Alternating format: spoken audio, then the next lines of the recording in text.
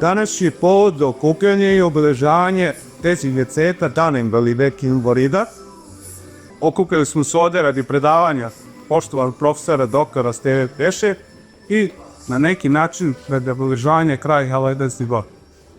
Moramo prvo da izrazimo posebno zahvalnost kod sastav zgrade Republike Srbije, da pozdravimo predstavnike iz Gradske uprave grada Novog Sada, predstavnika Fonda za penzijsko i invalidsko osiguranje, Centar za socijalni rad 2 Jogi Puk, Parking servis, VSP Novi Sad, Radio televizije Vojvodine, javno komunalno preduzeće Gradsko zelenilo po pregledu ljudi koji su zaposleni na stranku, medicinsko osoblje Kliničkog centra Vojvodina, Fresenius Medical Care i Medikom Novi Sad. I posebno izražavamo zahvalnost vlasniku restorana Petar Salaš, Saši Valjiću i donatorima koji su omogućili održavanje ovog skupa. Ja još ću jednom da posebno dam pohvalnost ministarske za rad, zapošljavanje, boračka pitanja i socijalna pitanja, koje, nažalost, nikad se nije odazvalo da dođe na ovaj naš put, ali zato predstavnici lokalne uprave grada Novog Sada to redovno čine. Mi nas se posebno zapanjujemo, posebno zato što oni daju kompletnu podršku našem udruženju, kako materijalno, tako u finansijsko, posebno lokalna uprava grada Novog Sada, u tome nas dosta podržava. Sa aspekta opšte podrške za naše članove jeste mnogi benefiti koji se ostvaruju tepo javnog sektora, javnih preduzeća, gdje se daju određeni popusti, tako da je se obezbedio kvalitetniji život naših članova. Moje ime je Srdanov Lazar i ja isto je već verovatno obaveštam i da je na raznim nivoima, pa i ovde u Savezu je došlo do personalnog promjena. Ja sam inače diplomirani pravnik i ekonomista u penziji, imam svoju firmu i prihvatio sam se da nastavim taj posao, naravno u neku podršku vas koji ste iskusniji. Ja sam tek godinu dana na dijalizi, ali želim da podignem na neki maksimalni dobar nivo, da nam ta komunikacija odlično funkcioniše, da razmenjujemo podatke, da učimo jedni drugima sve što treba da se pomogne i da na kraju ostvarimo taj cilj da praktično kroz edukaciju i sve drugo moguće pomognemo tom pacijentu, našem kolegi, bobračnom invalidu. Ja vam se zahvaljujem na dolasku i želim vam dobar boravak ovde. Koristim priliku i da poželim puno zdravlja i dobre ove predstojeće novogodišnje praznike. Sve neko.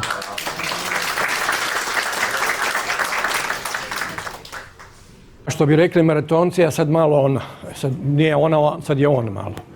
Da popričamo o nečemu što očigledno vas najviše zanima, a to je ona bolest od koje vi svi bolujete i zbog koga se danas nalazimo ovdje da porazgovaramo. Šta je to hronična bubrežna insuficijencija? To je jedna bolest koja je postepena, progresivna i reverzibilna. Ključna reč je irreverzibilna. Ne može se poboljšati, ne može se vratiti broj glomerula koji je propao svemu akutnoj bubrežnoj insuficijenciji.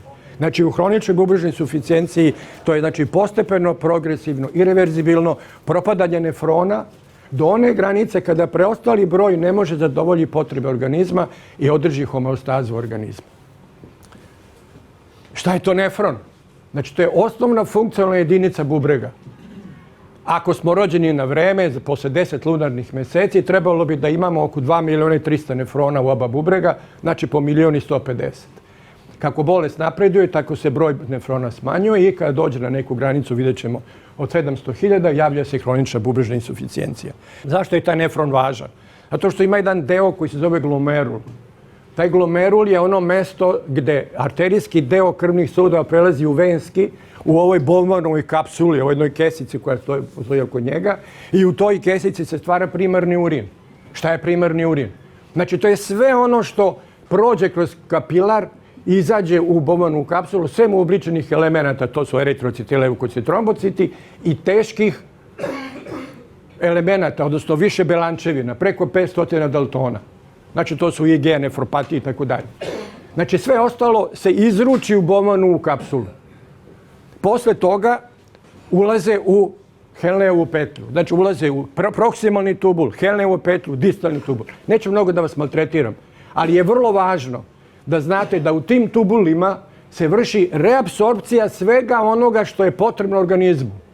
Kad ne bi bilo toga, mi bi se u toku života bi se potpuno iscedili i ne bi se ništa vraćalo. Znači, u tom delu bubreg vraća sve ono što je organizmu neophodno. Vraća onu količinu vode koja je potrebna, elektrolite i tako dalje. Što sam ja rekao mojoj deci kad su bili na studijama, bubreg je ko čovjek, treba samo parče mozga pa da bude ko čovjek. Znači, radi, zamenjuje sve ono što nama treba. Kada se taj broj, kao što sam rekao, smanji na 1/3, nastupa hronična bubrežna insuficijencija. Ta hronična bubrežna insuficijencija prolazi kroz ovih 5 stadijuma, od kojih nas interesuje najviše 3., 4., a vas najviše interesuje 5. To je znači pad glomerula na vrlo mali broj, tako da više nema nikakve funkcije koja može da zadovolji potrebe organizma. Smatra se da oko 10% svetske populacije pati od nekog stepena bubrežne insuficijencije. Znači nisu svi na dijalizi, ali imamo ni 5 stadijuma i vidjet ćete da jedan vrlo mali procenat, 3% je na dijalizi od svega toga. Prema ovoj statistici u Srbiji ima oko 650.000 ljudi koji imaju neki stepen bubrežne slabosti. Nisu svi na dijalizi, ali imaju nešto, imaju 3. stadijum, 3A, 3B i tako dalje. Leče se i odlažu što je moguće više odlazak na dijalizu. Nažalost, Udruženje nefrologa Srbije više ne pravi neke izveštaje godišnje koje su radili, što je bilo jako dobro da vidimo gde smo, šta smo, ali malo smo se ulenjili pa toga više nema. Prema tome, kao što vidite, prema svetskoj statistici, svake godine 120 bolesnika na 1.000.000 stanovnika završi na dijalizi. Pa računajte, ako nas u Srbiji ima 6 miliona, gde smo? U Srbiji. Vi u Novom Sadu preračunajte, Novi Sad mi u Beogradu isto. Znači 120 bolesnika na 1.000.000 završi u 5. stadijumu na dijalizi. Pretpostavlja se da trenutno, ne znamo tačno, nemamo evidenciju, trenutno, znači negde i 4.500 hiljada ljudi je na dijalizi. Bilo ih je i više, ali je došla ova pošast korona koja je desetkovala bolesnike na dijalizi i smanjila njihov broj. Kao što pogledate prema nekim podacima koje smo ranije mogli da radimo, jer smo imali te statistike, vidite da je to uprilike to, pa do 2001.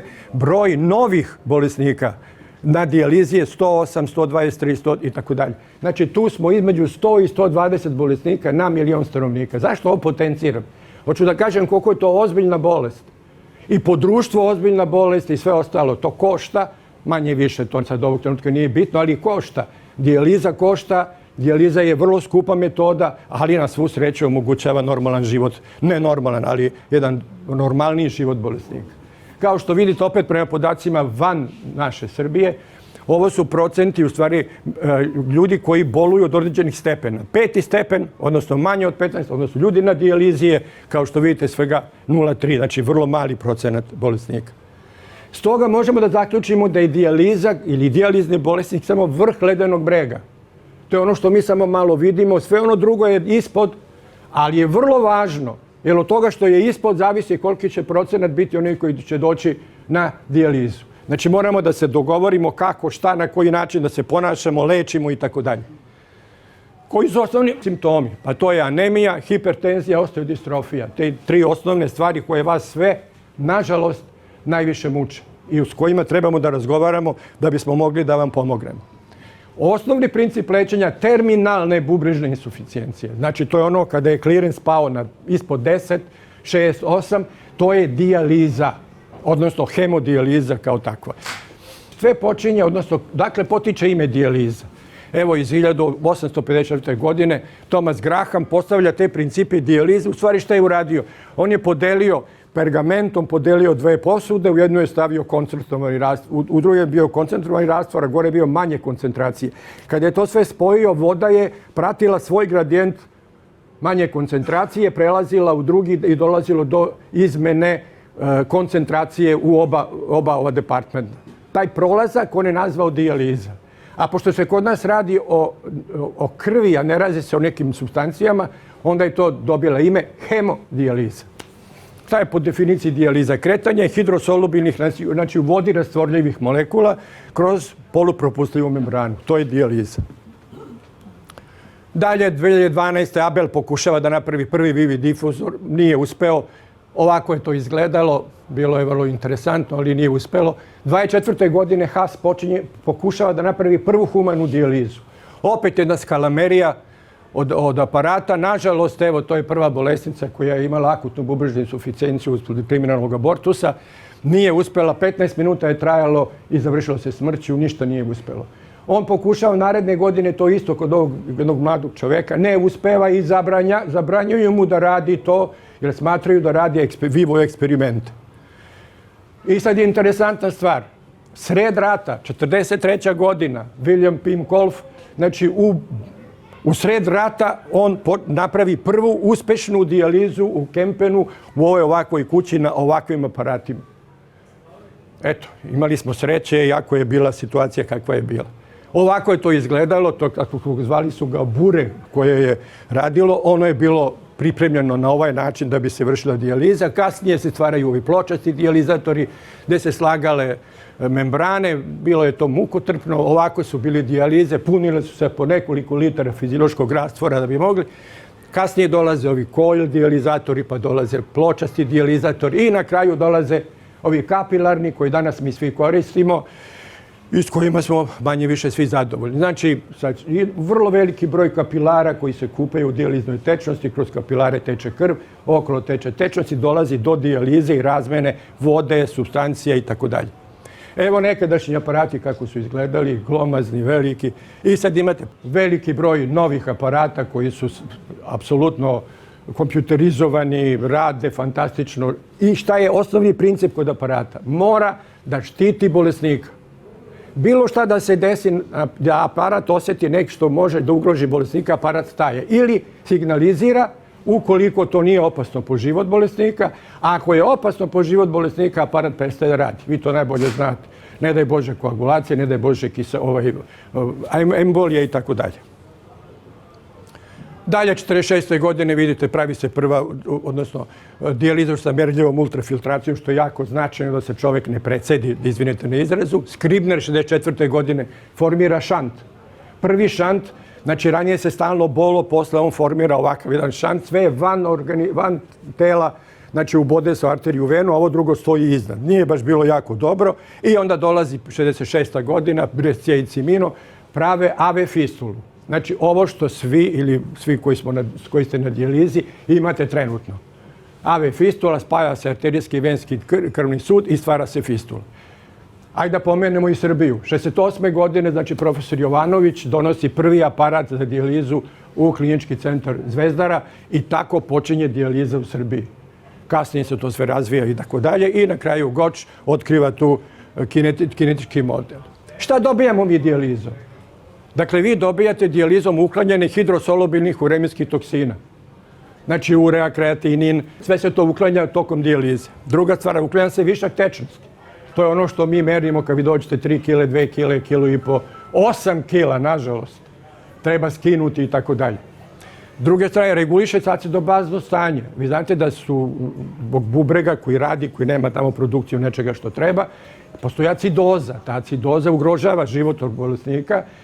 Dijaliza je ta koja na osnovu svih onih supstancija koje se tamo mešaju reguliše to acidobazno stanje i reguliše, znači nema acidoze, prelazimo na normalno stanje. I na kraju radi optimalizaciju elektrolita. Znači smanjuje kalijum, reguliše kalcijum, hlor, fosfor, trebalo bi, ali ima tu neki drugi stvari o kojima ćemo pričati. Koji su parametri, znači, značajni za kvalitet dijalize? To je onaj čuveni KT/V. Izračunavamo, znači, kvalitet dijalize. I kao što vidite, da ja sad sve ne čitam, povećanje, znači, od 0,1 do 0,3 smrtnost za 20% se smanjuje. I tako dalje, dobije na kraju povećanje od 1,5 na 7. Još 5, to sve kad saberete, to je skoro 30%. se smanjuje smrtnost ukoliko se približimo onim 1,22 koji je zacrtana kao nekakva ideja koliko bi trebalo da izgleda i da bude KT/V. Drugo, procenat smanjenja urea tokom dijalize. I tu vidite povećanje za 5% tog uklanjanja smanjuje, znači smrtnost za 11%. Znači nisu to male stvari i zanemarljive. I sad kao nije bitno da li je KT/V 1,0 ili 1,22. Apsolutno nije bitno i vrlo je značajno da bude što je bolje. A to znači da mora biti dobra fistula, dobar protok, dobra dijalizna tehnika i dobri aparati koji neće napraviti problem. Preskakanje dijalize u svakom slučaju nije preporučljivo jer dovodi do pogoršanja stanja. Dakle, pravovremeno započinjanje dijalize. Znam da se ljudi, to ste svi vi iskusili, sve odlažete, ide nećemo još malo, svaki drugi dan idem tamo, to je malo komplikovano, ali verujte mi, ako se na vreme krene, onda je i preživljavanje duže i bolje je život na dijalizi i sve ostalo mnogo bolje. Sve što kasni, nažalost, nije dobro. Adekvatan izbor dijaliznog postupka je također vrlo značajan. U posljednje vreme postoji čitav niz tehnika od hemodijafiltracije, visokopropusne, niskopropusne i tako dalje. Što je dijaliza kvalitetnija, tim je i kvalitet života bolji.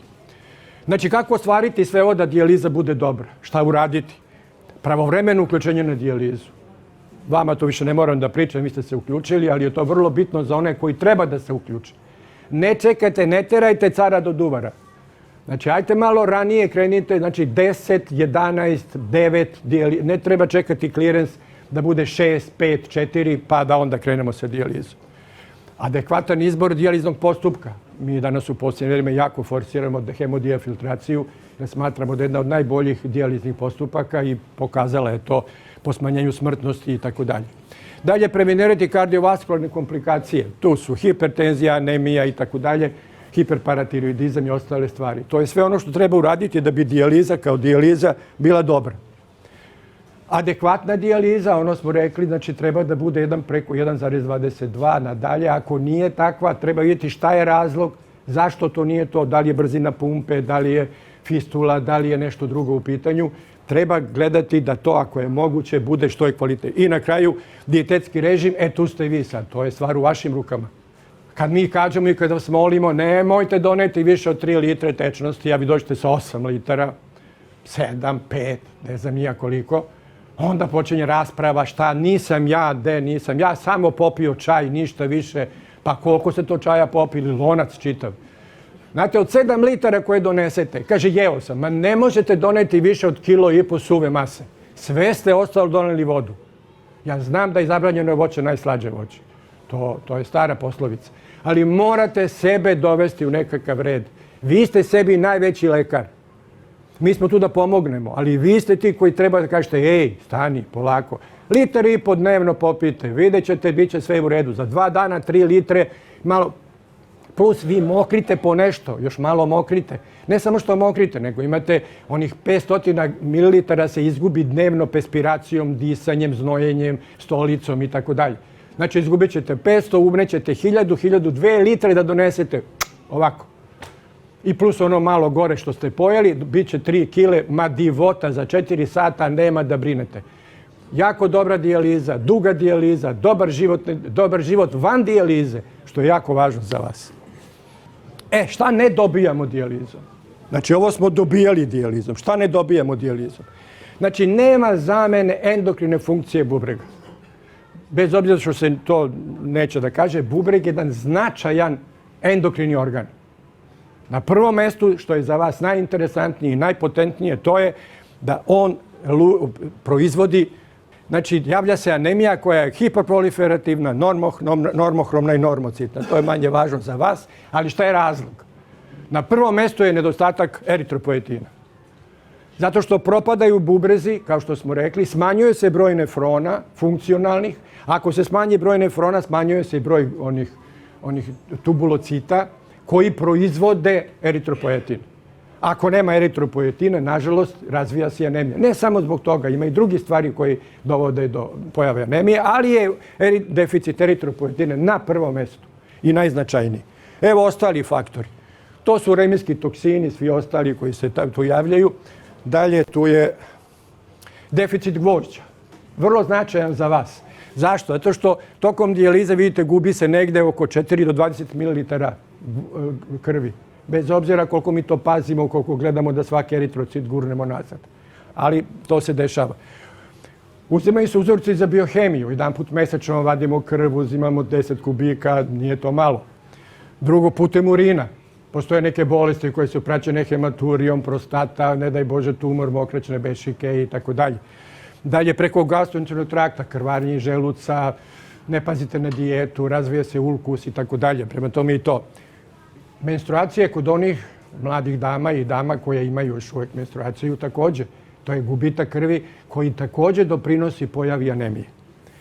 Gubitak gvožđa je, kao što vidite, 2 mg na dan i više. Zašto ovo govorim? Zato što unos hranom je 14 mg, ali se apsorbuje samo 10%.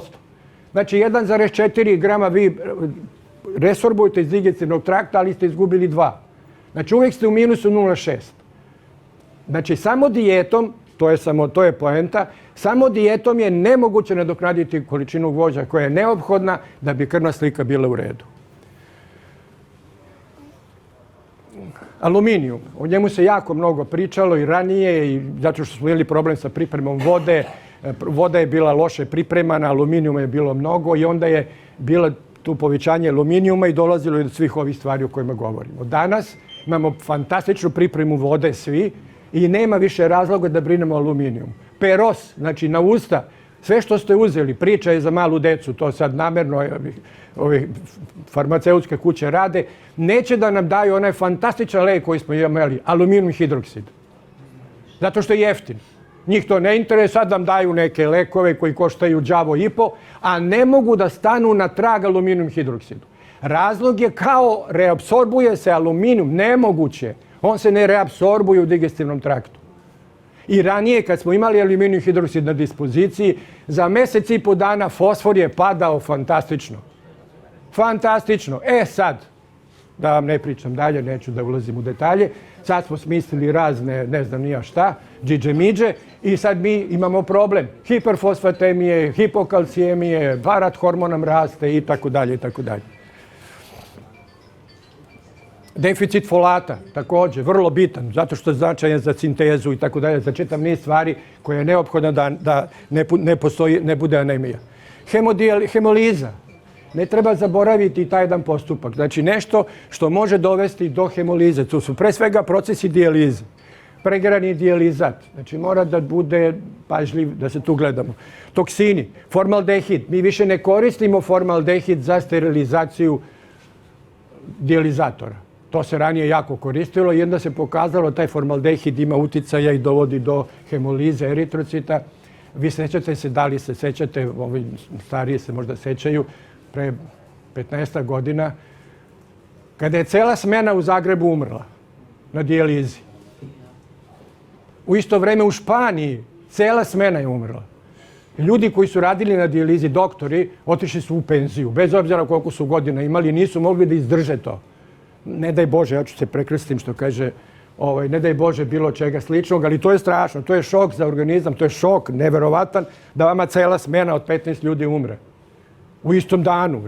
To prosto neću da pričam. Znači, moramo da pazimo na te toksine, bakar, cink, nitrite i tako dalje. Dolje, skraćuje se vek eritrocita i on korelira sa nivoom ureje. Zato je vrlo bitno da onaj procenat smanjenja ureja bude što je više moguć da ne bi došlo do ovakvih situacija. Hronične infekcije. To je poznata priča da infekcije dovode do smanjenja, do pojave anemije. Pothranjenost. Tu smo, znači, negdje da opet vi imate vrlo bitnu stavku. Znači, nedostatak hidrosolubilnih vitamina. Zašto? Zato što oni su propustljivi, prolaze kroz membranu seta, odlaze, gube se, ne mogu da se vrate i onda moramo da ih nadoknađujemo. Vi znate, dobijemo B kompleks, dobijemo vitamin C, vitamin B12. Znači, to se vraća terapijom jer ne možemo da ih nadoknadimo. I nedostatak ovih esencijalnih aminokiselina, to je hrana. Znači, pazite šta jedete, kvalitetno. Kad ste na dijalizi, možete normalno da se hranite, samo morate da pazite na elektrolite, na taj prokleti kalijum i fosfor. A nažalost, fosfora ima svagde, nemojte da kažete nigdje da ga nema. Znači moramo tu da budemo obazrivi i kalijuma moramo da se čuvamo. Opet znate gde su sve one voćke, da vam sad ne ponavljam, da ne gubimo vreme. Koja je još pojava anemija? Znači politransfundovanost. Na svu sreću ovaj sada element je sada jako revidiran. Zašto? Imamo eritropoetin, lečimo anemiju i nemamo ono što je nekad bilo da su nas hirurzi mrzeli kao ne znam koga, zato što smo svu krv iz bolnice koristili za dijalizu, a oni nisu mogli da operišu. Tako da sada ta politransfundovanost više nije u modi, što bi rekli, zato što imamo moćne lekove kojima popravljamo krvnu sliku i držimo krvnu sliku visoko. Tu i tamo ima 3 do 5% još uvijek prima transfuziju, ali je to mnogo, mnogo manje u odnosu na ono što je bilo. Mi smo trošili strašno mnogo, zvali su nas krvopije, to je bilo strašno. I prisustvo specifičnih inhibitora, kao što je parathormon i kao što je spermin. Dakle, ako imamo anemiju, a imamo je, šta se dešava u organizmu? Šta je posljedica? Pre svega su kardiovaskularne komplikacije. Dalje je smanjena radna sposobnost. To vi najbolje znate. Rizici transfuzije krvi zanemarit ćemo ili je sve manje takvih rizika i negativan utjecaj na kvalitet života, što je normalno.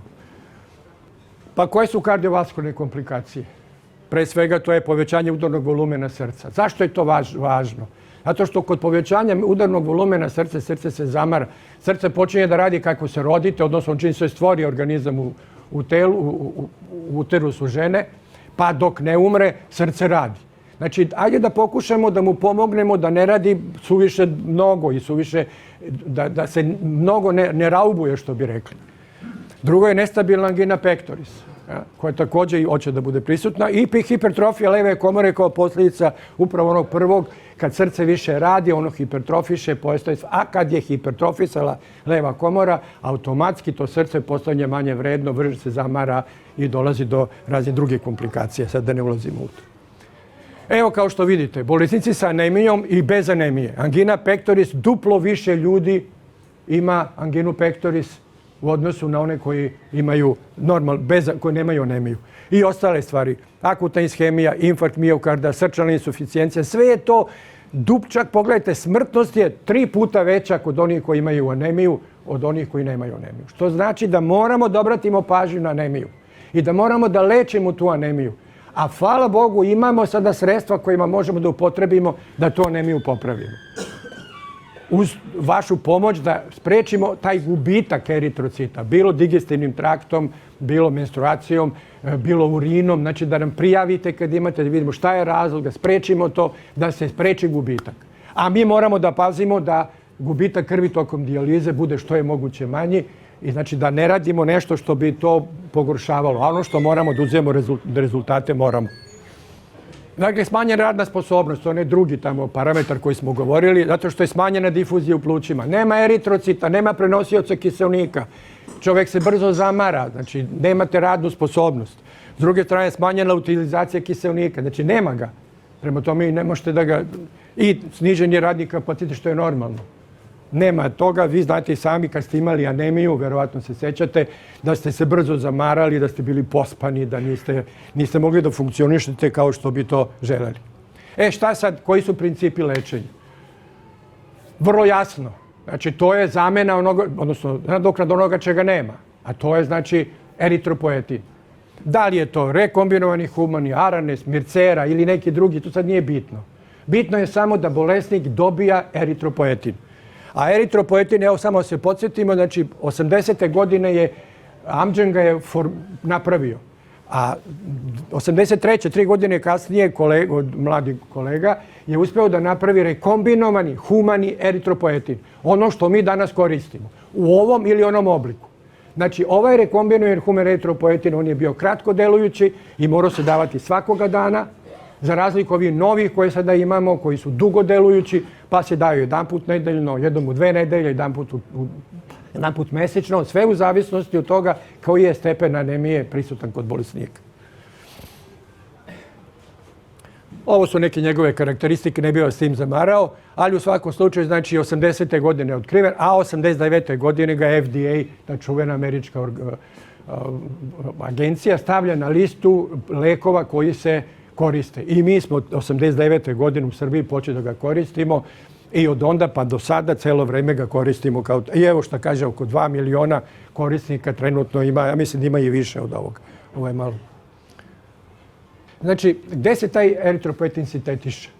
Znači, u jetri se sintetiše kod fetusa, a kod nas se sintetiše u peritubularnim fibroblastima. Znači, onda kada propadnu fibroblasti, kad propadne nefron, propada i količina ćelija koje će stvarati eritropoetin.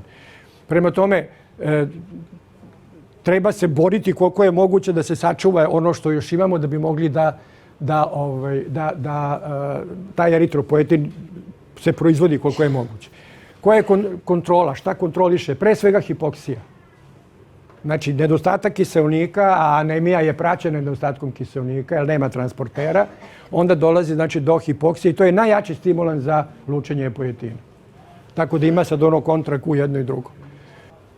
Šematski, kako bi to trebalo da izgleda? Epoetin povećava broj eritrocita, dotok kiseonika je veći, smanjeno oštećenje tubulocita, tamo gde se proizvodi eritropoetin i intersticijalna fibroza je smanjena.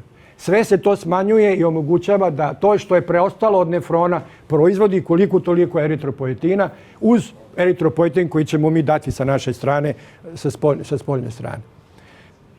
Šta su prednosti tog dugotrajnog davanja epoetina, odnosno uopšte davanja epoetina? Pa imate ove kardiovaskularne, smanjuje minutni volumen, hipertrofiju leve komore smanjuje, indeks mase leve, udarni volumen se smanjuje, incidenca koronarne bolesti, sve se to smanjuje. Prema tome, apsolutno je neophodno da svima kojima treba damo eritropoetin da bi mogli da uradimo ovo što jeste. Ostali, zamor se smanjuje, povećava radni kapacitet, tolerancija na napor se povećava, viskozitet krvi se povećava, lipidni profil se povećava, seksualne funkcije se poboljšavaju. Tako da mislim da nema više potrebe da vas ubeđujem koliko je potrebno davati eritropoetin. Kako se daje? Mi ga sad dajemo isključivo intravenski. Ranije je bilo supkutano, pa smo to promenili i zbog raznih razloga. Jeste da je malo veća količina eritropoetina koji se koristi intravenski, ali zato ima čitav niz drugih pogodnosti koje ne bih želeo sad da vas maltretiram sa njima.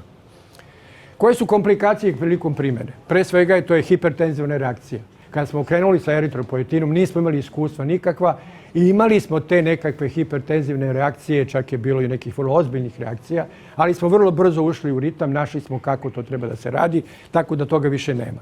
Tromboza fistule, zašto? Jer se povećava broj eritrocita, gustina krvi se povećava i može da to moramo da pazimo, vidjet ćemo kasnije, da ne prelazi hemoglobin 112, odnosno ako je to moguće. Da ne idemo preko toga, 120, pardon, da ne idemo preko toga, jer povećavajući broj eritrocita, viskoznost krvi se povećava i postoji šansa da nam fistula fibrozira. Treća stvar je rezistencija na eritropoetin. Pa da vidimo šta je to što izaziva rezistenciju na eritropoetin. Pre svega deficit gvožđa. I to je isto problem kod naših bolesnika. I sad u posljednje vreme vi znate da postoje razni preparati, pričat ćemo i o tome, koji se dodaju i koji povećavaju broj. Davati eritropoetin bez gvožđa, to je bacanje kroz prozor. Eritropoetin neće da uradi ništa ako nema gvožđa. Znači, gvožđe i eritropoetin, to je nešto što mora biti zajedno. Kao muž i žena, jel? Ali ne uvek, ali dobro. Hronično krvarenje, kaže, gubitak krvi, također je taj koji dovodi utiče na rezistenciju. Razne infekcije, pazite, hiperparatiroidizam, a toga ima jako mnogo kod bolesnika na dijalizi, također je jedan od stvari koji utiče na rezistenciju na epoetin. Višak aluminijuma, to je bilo nekad jako popularno, danas ja to moram da ga stavim ovdje jer je to u knjigama, ali verujte nije tako. Ova nova tehnika priprema vode skida aluminijum na minimum, tako da ga apsolutno nema u dijaliznoj tečnosti koju koristimo. Razne hemoglobinopatije, nedostatak vitamina B12 i folne kiseline, zato se nadoknađuje vitamin B12. Milodisplazije i drugi maligne bolesti koje mogu da utiču na kostanu srž da dođe do smanjene produkcije. Dalje, to je hemoliza, ona o kojoj smo govorili, znači pazimo na temperaturu dijalize tečnosti i tako dalje. A loša dijaliza, A loša dijaliza može biti zbog lošeg protoka, zbog lošeg napravljenja fistule, zbog aneurizme fistula i tako dalje. Ili pak nešto se desilo da i mi, lekari, smo pogrešili pa smo tu nešto pogrešno dodali. Dalje neki lekovi, malnutricija. Dame, nemojte toliko da pazite na dijetu, ne mora da bude baš ono idealno, pa ne znam šta. Budite malo mucmastije, nije problem. Nemojte da ulazite u takve neke situacije, da toliko mršavite, da uđete u malnutriciju. Smrtnost je jako, jako velika kod ljudi koji su mršavi, odnosno koji su u malnutriciji. Ne kažem mršavi, nego su baš onako maksimalno pothranjeni. I sad, znači, ako dajemo eritropoetin, na šta moramo da obratimo? Prethodno treba isključiti deficit gvožđa. Malo pre sam vam pričao. Bez gvožđa eritropoetin je bacanje kroz prozor. Ništa niste uradili, a potrošili ste eritropoetin. Druga stvar su infekcije. Znači, vrlo značajno da vidimo da li postoji nešto da zalečimo tu infekciju i da onda možemo da na adekvatan način. Druge maligne bolesti. To je poznato već odavno. Hemoliza, također, raspadaju se eritrociti, nedostatak vitamina B12, sve ono što smo malo prepričali, sad se to sve ponavlja u situaciji kada se treba nešto isključiti da bi krvna slika, odnosno da bi eritropoetin bolje delovao. Hronična krvarnja, hiperpara, višak aluminijuma itd. Međutim, nije samo to problem. Nije samo problem u eritropoetinu. Znači, postoji još nešto, a to je adekvatna ishrana. Znači, morate uneti kvalitetne materije od kojih će se stvarati taj eritrocit. Ne može on da dođe, znate, ne znam nije odakle, kroz očak, kao za Novu godinu. Znači, ne može. Mora se na neki način paziti na ishranu, nadoknađivati vitamine. Pogotovo je hidrosolubilne, C, B i tako dalje. To vi znate, svi dobijate vitamin B kompleks dobijate svake dijalize, C vitamin jedanput nedeljno i tako dalje. B12 također. Znači, nadoknađuju se ti hidrosolubilni vitamini koji su bitni za vas, ali, nažalost, oni se gube sa procesom dijalize. Nadoknada folata i normalno nadoknada gvožđa. To se podrazumeva, jer smo malo pričali o tome da ne budem dosadan. Dalje, to je adekvatna i dobro vođenja dijaliza. To sad je u našim rukama da mi pripazimo da to bude kako treba, da bude dovoljno duga, da protok pumpe bude dobar, da taj KT/V bude što je moguće bolje. Vidjeli ste tamo, pričali smo o tome šta znači povećanje od 0,1 KT/V u odnosu i na smrtnost i na sve ostalo. Korekcija hiperpara, zato što je hiperpara jedan veliki blokator stvaranja, odnosno u anemiji, pogoršava anemiju. I adekvatna primjena vode, normalan aluminijum. Stalno se taj aluminijum ponavlja, ali verujte, sada u današnje vreme sa ovom pripremom vode koju svi imamo, znači svi centri u Srbiji imaju dobru pripremu vode, nema aluminijuma u vodi. I to je sad priča za malu decu, to stalno nešto ponavljamo, ali ajde. Transfuzije krvi, androgeni, rijetko se koriste, ali dobro, u knjigama piše, pa da ne ispadne nisam pomenuo, ali transfuzije krvi su također nešto što se mora u nekim uslovima davati, ali to je, kažem, u posljednje vreme vrlo, vrlo mali procenat. Na svu sreću i ne samo pre svega zbog bolesnika. Transfuzije nisu, što kaže, najbolje. Da li smo svi isti? Da li svi isto izgledamo? Ne, vrlo smo različiti. Prema tome, i način lečenja treba da bude individualan. Znači, takozvana individualizacija dijalize. Na svim kongresima svetskim jedna od tema je individualizacija dijalize. Znači, dijalizu treba prilagoditi svakom pojedincu. Vi imate nekakve opšte vodiče. Opšti vodiče da treba da bude hemoglobin između 11 i 12, da ciljni treba da bude kod kardiovaskularnog oboljenja taj i taj, ali suština je znači da se mora prilagođavati bolesniku. Svaki od vas je specifična ličnost. Ima svoje, kao što ima svoje ime i prezime, tako ima i svoj genski kod i njega treba pratiti. Ne trebaju svima iste količine, da sad ne elaboriramo više to. Kao što vidite, i to individualno doziranje proizilazi iz nekoliko stvari. Kao što vidite, evo te, ko traži veći hemoglobin? Evo što vidite, znači mlađi ljudi, muškarci, nikakva mizoginija, nego to je tako valjda što rade. Znači, koji su zaposleni, predijalizni i gde bubrečna insuficijencija traje kratko. Kome treba dati niže, starije, ženski rod, koji nisu zaposleni, koji su na dijalizi, koji su dugo na dijalizi. Znači, oni mogu sa manjom količinom eritropoetina da održe ovu vrednost koju mi tražimo. Znači, do 12 grama po litru. Koji je značaj ciljnog hemoglobina? Zašto mi baš ciljamo 12? Ranije je bilo čak da ide do 130. Ali se onda ustanovilo da u tim situacijama dolazi do pojačanih kardiovaskularnih komplikacija, pre svega šlogova, zatvaranja fistule i tako dalje, jer je porastao broj eritrocita, povećava viskoznost krvi, a to onda dovodi do nekih drugih komplikacija koje želimo da izbegnemo. Prema tome, predloženi nivo dovodi do smanjenja rizika mortaliteta, vidite, 5% na svaki 1 gram. Znači, ako je neko ima 9 grama pa je došao na 10, smanjena je smrtnost za 5%. I to treba imati na umu i tako raditi. Smanjuju se rizici za hospitalizaciju. Dobro. I to nije nebitno, ali u svakom slučaju. Smanjuje rizik od infekcije. I poboljšava se kvalitet života. Rekli smo tamo, ako imate dobru krvnu sliku, i oksigenacija je dobra, i radni kapacitet vam je bolji, i sve vam je bolje. Evo, pogledajte iz Detroida napravljena jedna šema i vidite da 79% bolesnika se nalazi u tom rasponu 11-12. To je jako dobro, idealno bi bilo. Trebalo bi da napravimo i mi neke svoje analize, da vidimo gde smo, šta smo i da li baš sve to dobro radimo. Nažalost, neću da opet krivim udruženje dijaliziranih, ali ulenjili su se, ne rade ništa, nema godišnjih izveštaja, nema praćenja, ne možemo da sagledamo gde smo i šta smo na nivou Srbije. Ali dobro, nije to sad moja stvar. Sljedeća stvar koja se također dešava zbog toga što nema endokrine funkcije, to je nedostatak vitamina D. Znači, moramo ga nadoknađivati. Moramo paziti tu na fosfor, moramo paziti na parathormon, zato što će vitamin D povećati kalcijum, a ako je visok fosfor, onda koncentracija, odnosno proizvod kalcijuma i fosfora je veći, dolazi do kalcifikacije krvnih sudova, dolazi do većih komplikacija. Znači, moramo da pazimo, ali u svakom slučaju moramo imati na pameti da ga moramo nadoknađivati tamo gde postoje indikacije. A to smo rekli, mora se kontrolisati parathormon i mora se kontrolisati fosfor. Sljedeća stvar, nema nadoknade vazoaktivnih supstancija koje vrše finu regulaciju pritiska. Kao što su prostaglandini, kao što je sistem renin-angiotenzija, aldosteron. Znači, sve ono što se u bubregu luči, pogledajte vi, to je jedan ozbiljan endokrini organ. To smo malo zanemarivali i nismo tome obraćali pažnju. Ali to je vrlo značajno. On ima vrlo veliki deo te svoje endokrine funkcije koji jako utiče na život bolesnika.